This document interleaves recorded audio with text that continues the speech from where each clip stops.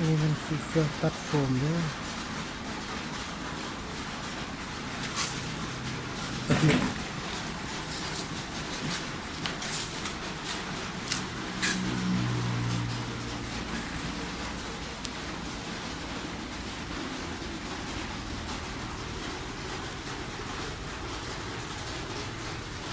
ใช้ไม้แปลง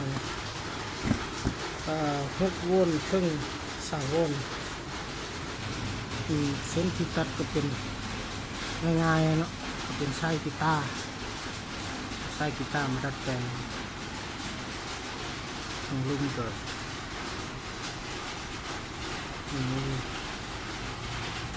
ก็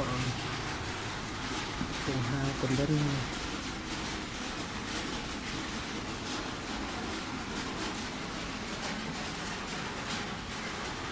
ที่ใช้งานก็ง่ายๆเนาะเพียงแต่เสียบปลั๊ก อันนี้ยักมุกเนื้อไปได้เพียงแต่เสียบปลั๊กแล้วก็เปิดสวิตช์ตัวนี้แล้วก็ปรับโวลต์ปรับความร้อนได้ตามใจชอบเลยเนาะแต่ตัวนี้เราปรับอยู่ที่12 โวลต์พอความร้อนได้ทีแล้วเราก็ตัดเลยเนาะตัดโฟมตัดเป็นตัวหนังสือง่ายๆตัดด้วยความร้อน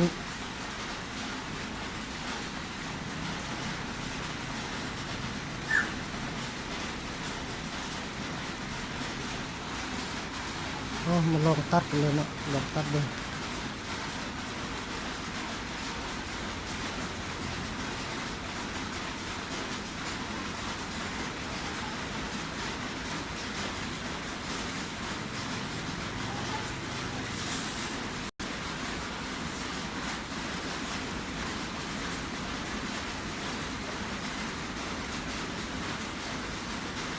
ก็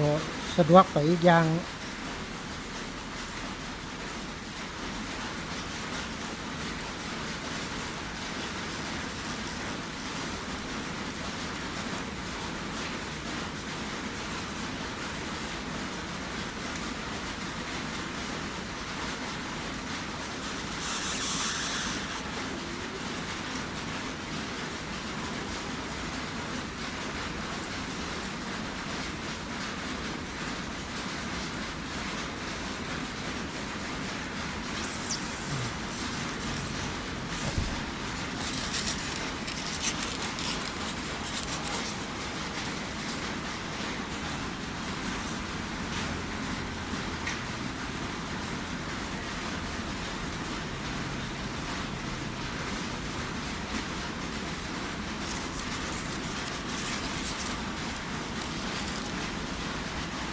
แล้วเนาะ